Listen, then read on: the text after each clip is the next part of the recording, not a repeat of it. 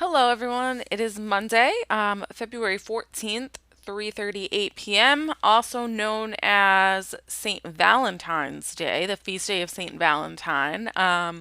St. Valentine is represented in the world, although not very well. If you just go and to Walmart or wherever and look at Valentine's Day stuff, like everything else, I guess people have made it secularized and worldly. But St. Valentine was an awesome guy. So, as we all know, he's the patron of love and lovers and marriage and engagements because the Roman Empire had outlawed marriage. And the reason why they had done this was because men were not joining the military and they thought it was because they were getting married. So they outlawed marriage.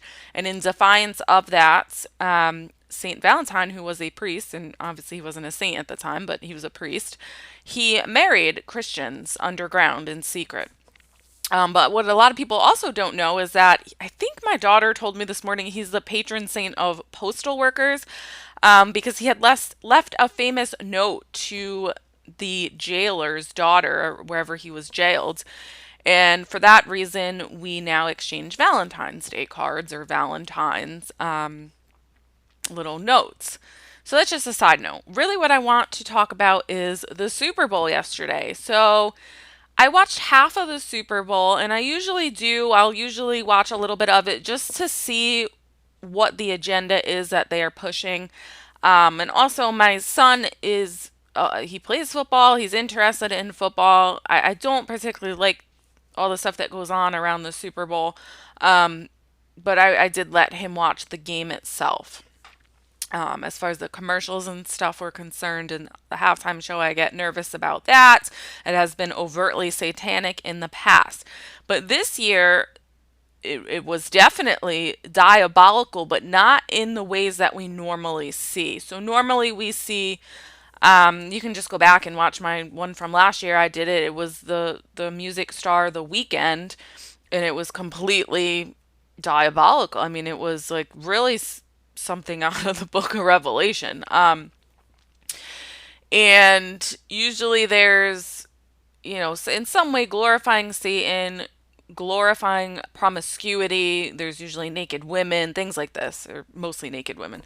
There was a little bit of that in this one. There was one scene where the rapper 50 Cent had a bunch of women surrounding him that were not dressed modestly, and it looked like there were stripper poles. But for the most part, the real theme of this Super Bowl was cryptocurrency and the metaverse. This was the big push, which is alarming. Number one, I have a couple points to make on it. Number one, I didn't pick up on a lot of stuff because I am not familiar with the crypto world. Now, I was at my dad's watching this. He is familiar with cryptocurrencies, so he was able to easily pick out, like, understand what the commercials were about. Whereas me, I'm not in that world, so I really didn't know. But when they would have a commercial, they would put at the bottom, like FTX, and my dad would be like, oh, that's the cryptocurrency that Tom Brady is heavily invested in. So things like that. So he was able to educate me about what they were trying to get across, really. And it was very heavily cryptocurrency based. Now, the first point I want to make is this is obviously the big step in the getting it out there to the average person like myself who doesn't understand this stuff, because after every commercial and after every, whatever, there was always a link that you could go to find out more or to continue the virtual experience or whatever. So this is how they're going to educate the slave population, which is us.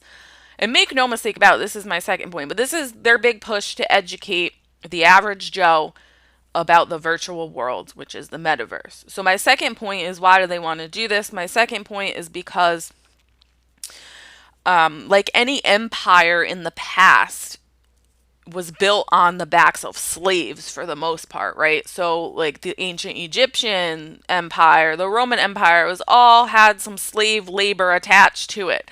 And so the metaverse is no different. The virtual empire is no different.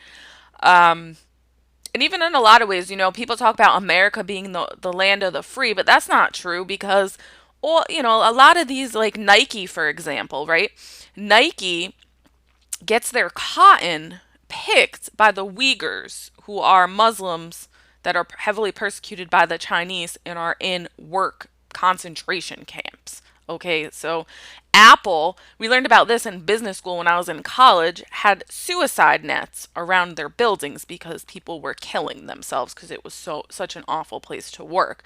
There was children chained up like dogs outside of these businesses, because the workers had nowhere else to put their children, and all this stuff. So it's still going on. There's still slave labor. But so anyway, my point is the virtual slave, they're recruiting virtual slaves is what they're doing, okay, into the metaverse. Because why? Because they have the framework there. They have the infrastructure there. They have the internet and all the stuff there. But what they don't have are the builders, the people to build the metaverse, because it is decentralized, right? So what they count on is people going in and innovating in the metaverse, and buying different things. Like, for example, so one of the big halftime performers was Snoop Dogg. Snoop Dogg is heavily invested in the metaverse. In fact, the big news recently in the metaverse is that the virtual house, get this isn't real, this is virtual. The virtual house next to Snoop Dogg's virtual house just sold for $450,000, real dollars. Obviously, it was paid for with cryptocurrency, but that's what it would have translated over into. So this is going on. Like I said, I'm not an expert on it. I pretty much stay away from it, all that nonsense. And this was the big push. So we have to ask ourselves why. And so, okay, so going back to the halftime show, it was Snoop Dogg, who's heavily invested in the metaverse. It was Eminem. He's involved in the, an exclusive yacht club in the metaverse, virtual yacht club.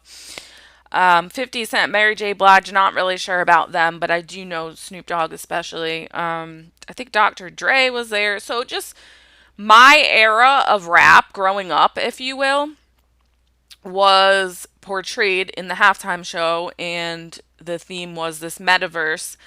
And why? Because my generation is who they really need to grab into the metaverse as slaves, because we're the ones, technically who should have the money at this point. Obviously the boomers and things like that, but we're like the working class of people.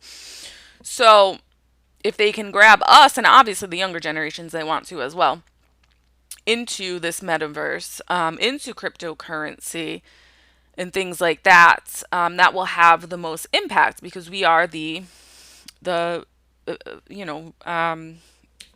childbearing aged people, the families, the younger families, things like that. So what are my points about the metaverse and why it's satanic? Well, it is, in my opinion, if there was ever going to be the kingdom of the Antichrist in our lifetime, that's what it would be. It's this smoke and mirrors virtual reality. It's completely not real. To me, it's a mental illness is really what it is. It's the island of Neverland, or the kingdom of make believe, where you can be whoever you want to be and do whatever you want to do, which has moral implications. For example, there was just a story out recently about a woman claiming she was assaulted in the metaverse. Now, obviously, this isn't real. She wasn't physically assaulted, but her character, her experience or whatever in the metaverse was that she was assaulted. So it blurs the line between reality and make-believe to the point where it's affecting people, obviously mentally, definitely spiritually. And then we have all these questions of morality. So if you assault someone in the metaverse, do you go to confession for that? It didn't really happen, but did it really happen? And Jesus, obviously being God, already foresaw this, which is why he says, if you even look at a woman with lust, you have already committed adultery. So the answer would be yes. If you assault someone in the metaverse, you go to confession. Even though it didn't really happen, it was in your heart that that's what you did. So it's this really sick stage to be able to act out whatever it is you want. And I don't have to even explain where this could go because I don't even want to I don't even want to go down that rabbit hole, but it can go to some very dark things. I'm sure it is already turning in that direction. Um, but the fact that they were pushing it so hard with the Super Bowl is so concerning because they want to make it the norm. So, what is that? What are the consequences of that? Well, obviously, for somebody like me, I'm not going to go along with that. But there's bigger consequences for religion in general. For example, I just gave one example of do you go to confession if you assault someone virtually? I mean, I would say yes, but these are the things. This is where the lines get blurred. It's you become a slave to the metaverse. So that was the first thing I addressed. They need their slaves. So they need you, the average Joe, the average person like me, to invest in the metaverse so that's how they're going to build it. And they're marketing it, of course, as freedom, as an even playing field, as a get rich quick scheme, or however they're marketing it. And I'm sure there are people who will get rich off of it. There are people who have gotten rich off of it. And that's fine. It's like that with anything. But understand what you're signing on to is a virtual system that is going to be extraordinarily hard to get out of. Okay, so I'm sure at first it'll be just like an addiction. I'm sure people already are addicted to it. I know for a fact it plays on people's gambling addictions. If you have any sort of gambling weakness, cryptocurrency definitely plays on that. People are going to become addicted to this version of reality in which they can do whatever they want to do, in which they can own a house next to Snoop Dogg, even if that's not true. That's not the truth. You don't actually own a house next to Snoop Dogg. So they're going to sign on to this to be able to have these types of experiences to, in their mind, enhance their lives when in reality, it's soul crushing. It's not good for the soul, as we as Christians know. And it's also this aversion to suffering. And that's how you know it's satanic. It's not the message of the cross. It's not pick up your cross daily and follow me. It's escape from that and be whatever you want to be in the metaverse. It's buy a house next to Snoop Dogg in the metaverse and all this stuff. It's definitely going to play in idol worship, worshiping celebrities and things like that, worshiping money. But more importantly, the implications for religion, right? So what are the implications for religion? Well, wouldn't it have, and this is not me saying this, but this is the line of thought. Wouldn't it have been nice during the pandemic if we could have all sat home and put on our virtual reality sets and had an experience like we were in church? Only obviously, wouldn't that have been better than watching it via live stream? So the next step is going to be that. No need to go to church. No need for all these big buildings that, consume all these resources and ruin the planet. No need for that. No need to spread diseases to each other when you can simply sit at home and put on your VR headset and it can appear like you're in church anyway. Now, obviously, for most religions, that's okay. Except for what? Catholicism. Why? Because we have something called the Eucharist. So you can see how quickly we are going to be it's going to be incompatible with our religion. And I'm not the only one saying this because I was like, well, maybe I'm a little crazy. I mean, I know I can get out there sometimes, but I was looking up, I was just, all you have to do is Google in Metaverse anti-Catholic and all these articles will pop up. Crisis Magazine, even the National Catholic Reporter, whatever, did an article on it. Word on Fire, which is Bishop Robert Barron, did a blog post on it. There's a bunch of people saying the same thing, that this has the potential to be absolutely disastrous. And obviously, this is part of the Great Reset, right? So this is the complete demolition. Oh, that was my third point. I think I'm on point 3 or 4. The complete demolition of the old order in order to bring in the new order, right? So it's not a coincidence that this is being pushed this hard during a time when inflation is at a record high.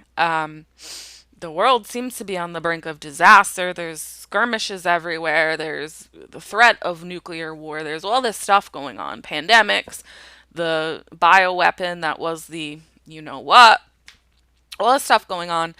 And we're pushing this metaverse, pushing this metaverse, pushing this metaverse as the solution, right? So even like Mary J. Blige. So I was listening to the song lyrics, like what songs are these artists performing? So for example, Mary J. Blige talking about no drama, no pain, all this stuff. So it's all, they're pushing this as the solution for humanity. This is how we're going to save the planet. This is how we're going to how the economics are going to be more fair. And it's all a lie. It's not the truth. It's totally a lie. And what I see that could be a possibility is this whole system, obviously, the beast system, leading to the mark of the beast, where you do have to have some sort of chip in your hand or whatever, or your brain, which they've already invented, by the way, to be able to participate in this virtual reality, to be able to buy and sell, as far as that's the way the currency is going. In order to be a part of this system, you're going to have some apparatus to be able to be a part of it. And that's going to be the new normal, where you're not, you have one foot in virtual reality and one foot in, whatever, the real world, whatever, if we can even call it that anymore. And it's been coming for a long time. It's this whole attack on it's this whole attack on everything, gender confusion, sexuality confusion. If you can have somebody convinced that they don't know what gender they are, then you can pretty much have them convinced of anything. And it's so obvious that there's such this vacuum of spirituality, of knowing God, that people will fill it with anything because people are miserable and desperate. And that's why it's selling the way it is. That's why it will be successful, because people will try to fill that void with fantasy stuff, with stuff that's not true. One of the commercials was like owning your own NFL team. Like in the metaverse, you could be the business manager of the Boston Red Sox or whatever. Like I think it was a football commercial, so whatever team was playing. So it's all this, it's just make believe, but they're making it very real. So there was halftime shows in the metaverse. There was Super Bowl halftime shows in the metaverse. There are bars. Miller Lite has come out, or Miller has come out with a virtual bar that you have to be 21 years old to attend in the metaverse. Let that sink in. I don't know how that works. I don't think you can get drunk in the metaverse. Like, what? So that's what I'm saying. So obviously right now there's the VR goggles and whatever, the cryptocurrency. It's all, it's all part of the same thing. It will eventually come to the point where nobody's going to want to wear the goggles, because how do you participate in the real world and have that? So it's going to advance to people who are going to opt for the brain chip so they can really experience these things more intensely, or whatever. So me, I really had this like wow moment this morning, because yes, like I knew all this stuff was out there. I knew about the metaverse. I don't know a whole lot about it, to be honest with you, but I know enough to know that I don't want to be a part of it.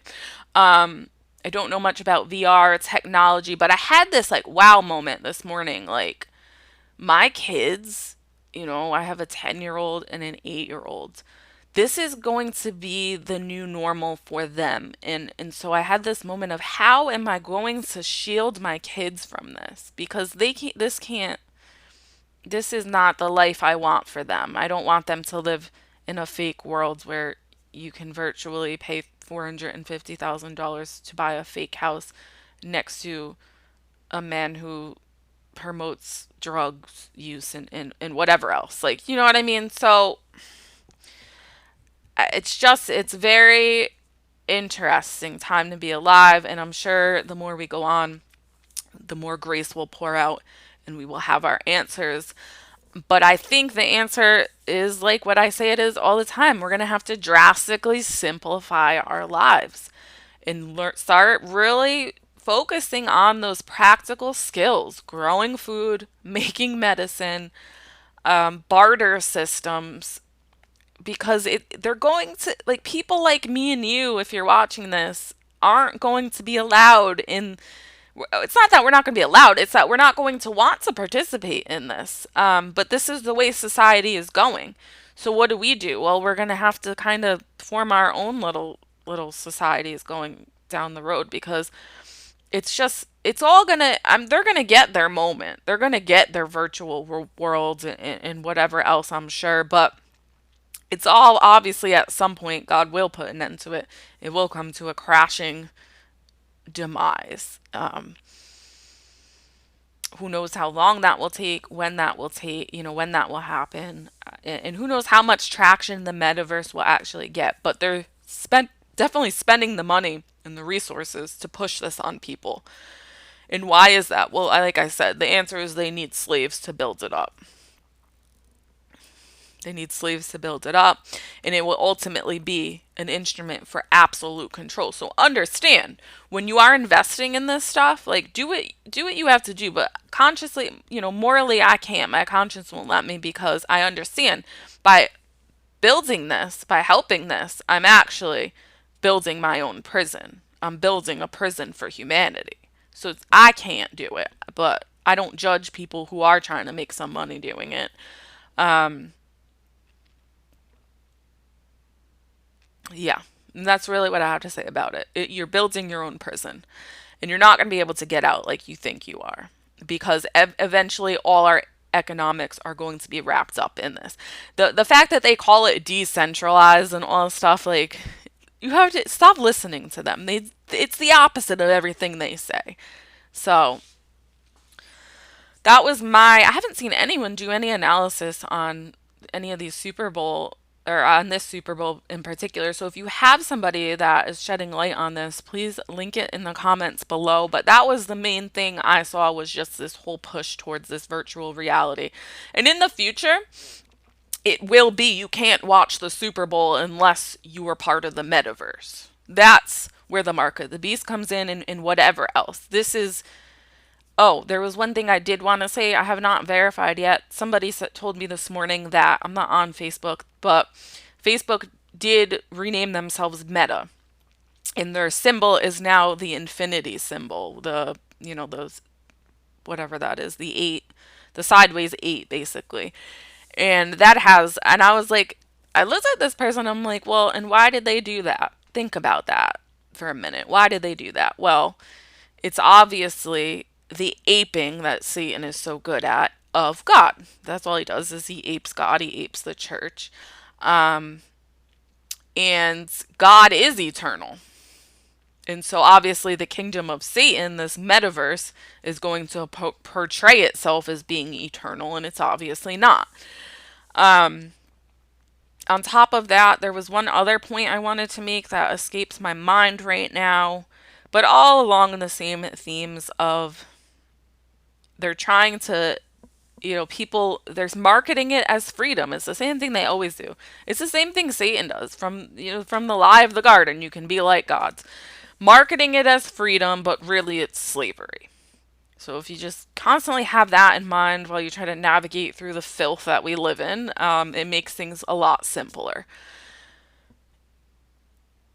And I think that's all. I think I'm going to leave it at that. But yes, please, if you come across any videos, leave it in the comments. I'd like to watch other people's take on this. And like I said, the reason why I watch the Super Bowl is for intel, to see the enemy strategy. Okay, well, whatever they're pushing, I have to stay away from. So why are they pushing this? What are they doing here? And obviously, I think the answer is pretty clear. It's to get everybody involved in this virtual reality where there is no sin, because it's not real, and really to get rid of the Eucharist, I'm sure, is a major goal of this whole thing, because it is diabolically inspired, to try to get rid of the Eucharist. They'll never succeed, but to try, because it's safer to go to virtual church than to go to real. So you can see the progression of that. And to build, we're just building our own prison. So yeah, keep investing. Go ahead. I don't know. I have everyone I love invests in crypto. So I'm not saying this because I'm judging you. I'm saying it, but that's what you're doing. Like, you have to understand, you're investing in your own prison. So good luck. I will be reevaluating my skill set like I normally do, because you can't ignore this. This is not going away. It's just not. They will push it and push it and push it until it's reality. And the sad part is they don't even have to push it that hard. People love this stuff because they can literally be whatever they want to be. It gives them a sense of fulfillment. But what they don't understand is it's short lived. It will give them, it's just completely the fulfillment of the Satan's agenda. The attack on the family. Why would you have kids when you can go into the metaverse and raise virtual kids without the mess, without being bad for the environment? Why would you have sex with your wife when you can go into the metaverse and have virtual sex with a different woman every night, or multiple women? And be, I'm serious. This is where it's going. It's completely sick and anti-human, and it will all be fueled and built by the investors, the people who are now investing in cryptocurrency. That's what it is. Again, I'm not judging you. I understand it's a way to make money or whatever, but you have to understand the broader implications of it. So that's all I got. Let me know what you thought of the Super Bowl. Let me know what your solutions are. But it's just one of those things that is just another thing that will cause a further divide between the people who want to be faithful to God and the people who don't care. And I was even joking, but not really. I'm like, do you think the Amish will take a Catholic? Like, I'll go be Amish, but I'm going to mass, on Sunday. You think they'll let me take my car to mass? Because really, like that, maybe not as extreme as the Amish, but pretty soon I don't see there being a choice if it keeps going in this direction. So, all right, Joan of Arc Media out.